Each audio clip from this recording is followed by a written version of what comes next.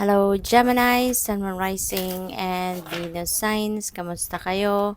Sana po ay nasa mabuti kayong kalagayan. Welcome back po sa Star Tarot.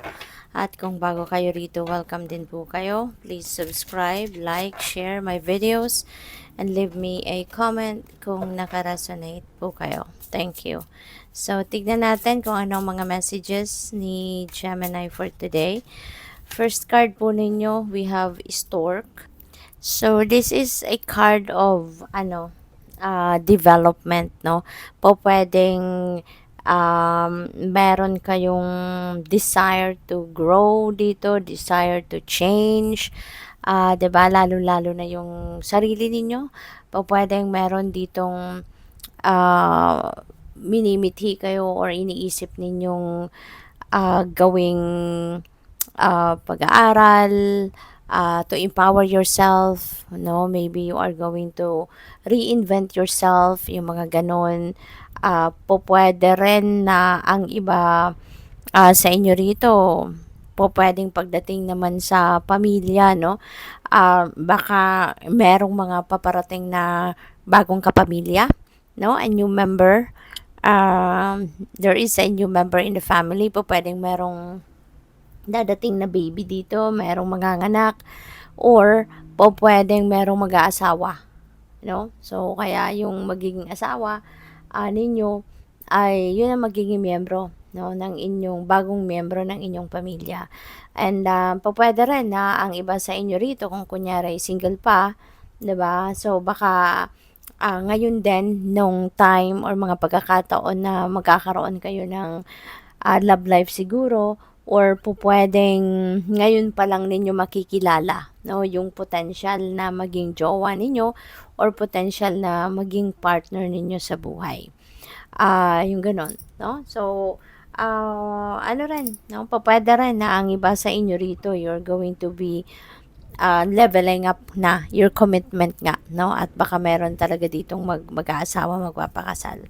So, we also have number 30, Lily. So, this is really a beautiful energy. Panahon nito ng excitement, ng joy, ng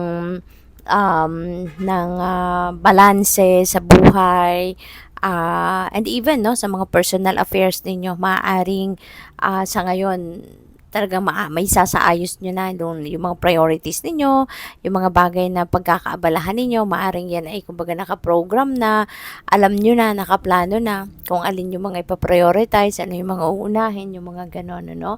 So, good luck sa'yo. At tsaka, pwede rin, no, na ang iba sa inyo rito is going to receive new opportunities, no? At maaaring yung mga opportunities na to could be financial opportunities na pwedeng siyang maghahatid talaga sa inyo ng prosperity in abundance eventually, no? But for others of you, Gemini, maaari, no, na meron ditong dadating din sa inyo na kaperahan, pwedeng merong financial gain na dadating, profit, yung mga ganon, no? So, we also have Star. Wow, Gemini. Ang swerte ninyo sa ngayon, ano? Around this time, napakaganda ng inyong mga energies. So, si Star is a card of happiness, no? Swerte, tagumpay, 'di ba? This is nagpapakita din ito ng hope, 'di ba? Ng faith, at saka ano kayo rito, no? Magiging matagumpay. No? You are going to start something new in your life dito. At depende yan sa inyong sitwasyon, ano? Pwedeng ano yan, pwedeng relationship, maaaring yan ay sa trabaho, 'di ba? Pero ano to, no? This signifies more of success. So siguro kung ano man dito yung mga pinagsisikapan mo, pinagtrabahuan mo, you know, lalo-lalo na pagdating sa paghahanap buhay, you will receive, no, the financial reward dito for the for the things that you have done, no, sa trabaho, sa career ninyo or sa business. So, pwede na meron kayong financial reward, meron kayong bonus, meron kayong pay raise, pwedeng ganon. Mabibigyan din kayo dito ng recognition, may award talaga, at pwedeng pay raise or promotion, ano, ang dadating sa inyo, Gemini. Kaya congrats, this is really a very beautiful period, no, in your life. So, tignan natin kung ano pa ang ganap for Gemini.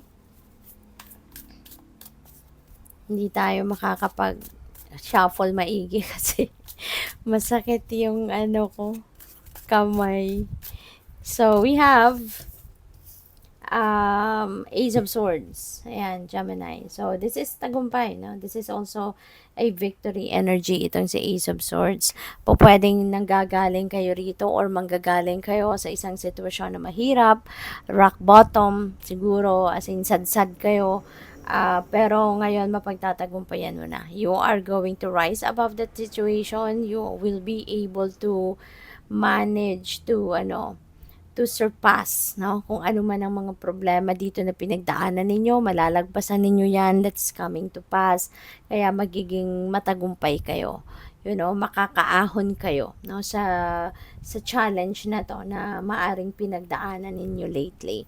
And maaari, no, na magiging susi ng tagumpay ninyo ito is yung clarity, yung marireceive ninyong enlightenment, 'di ba, from the divine, yung ganon. So, good luck. So, we also have the Nine of Pentacles. Ayan na, 'di ba? Mayroon kayong this is the financial comfort, financial freedom, abundance, and prosperity na ma-experience ninyo sa ngayon. And this is coming from your work, your business, or yung career ninyo. This is hard-earned money, Gemini. Kaya talagang this is going to be a very, kumbaga, sweet victory para sa'yo. No? This is going to be a very sweet victory. Kasi nga, ito na yung bunga ng inyong pagtsatsaga, pagsisikap, 'di ba? Talagang magiging ito yung parang sukatan ng inyong tagumpay, 'di ba? Yung perang dadating, no? Kasi yun nga, pwedeng merong malaking bonus, pwedeng may promotion, pwedeng merong extrang, alam mo yun, because of the recognition na matatanggap mo or ibibigay sa'yo, maaring may kasamang kaperahan, no? So, we also have Three of Wands. This is also good fortune energy. So, doble-doble yung fortune ninyo. Meron tayong fortune dito, fortune din dito. So, nababalot kayo ng swerte sa ngayon, Gemini. So, you are very lucky, you're very blessed sa ngayon na yung swerte, no, babaling na sa inyo. Kaya, take advantage of that. Kailangan, na i-align ninyo ang inyong sarili with those swertes para tuluyan ng makaangat kayo sa buhay or sa kung ano man ang klaseng pinagdadaanan ninyo na medyo mahirap, yung ganon. So, this is going to be the time, no, para kayo ay umasenso na, para kayo ay mag-progress na, magawa na ninyo kung ano man yung mga plano ninyo. Pwede rin dito na magsisimula kayong mag-implement, no, ng mga plano ninyo, diba? Yung mga na-research ninyo, pinag-aralan ninyo, dito mo na may a-apply mo na to kasi yung opportunity ay nandiyan na para kayo ay talagang makapagsimula, no, na kung ano man ang mga bagay dito na gusto ninyong simulan. So, good luck sa'yo. Thank you for watching. Love and light. Namaste.